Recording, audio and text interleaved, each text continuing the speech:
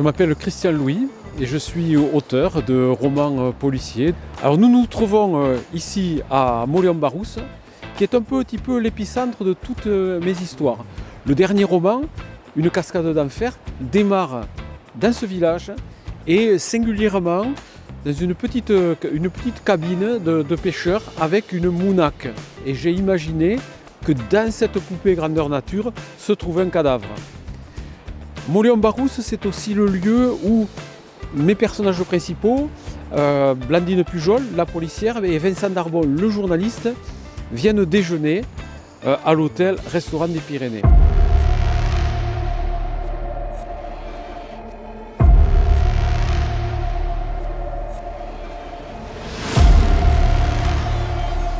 J'aime bien cheminer dans les Pyrénées, dans les petites vallées, que ce soit la vallée de la Garonne, la vallée d'Aran, la vallée de la Barousse, mais aussi à la rencontre des gens.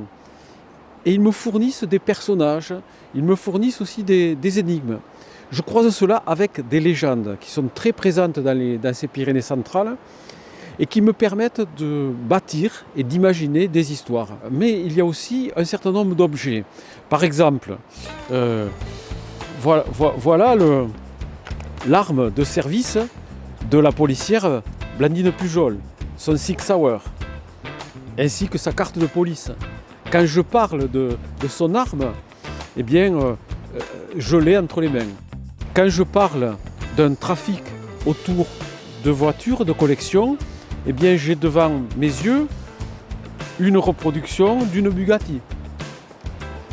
Il y a donc dans mon travail d'écrivain, une relation intime entre le réel et l'imaginaire, les deux se nourrissant l'un l'autre, dans une sorte de va-et-vient très jouissif, je dois le dire.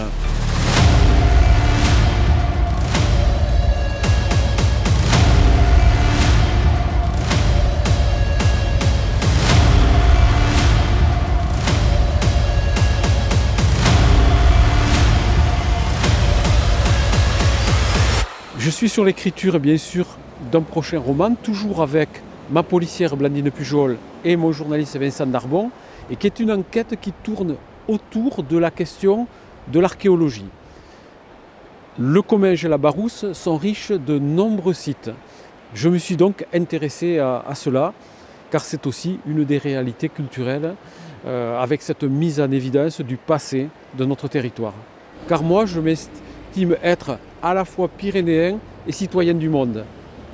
Un citoyen du monde qui regarde l'environnement dans lequel il vit, mais qui le regarde à hauteur d'homme, et qui le regarde à hauteur de paysage, et qui le regarde au niveau de son histoire, de ses mythes et de ses légendes qui finalement influencent la vie d'aujourd'hui.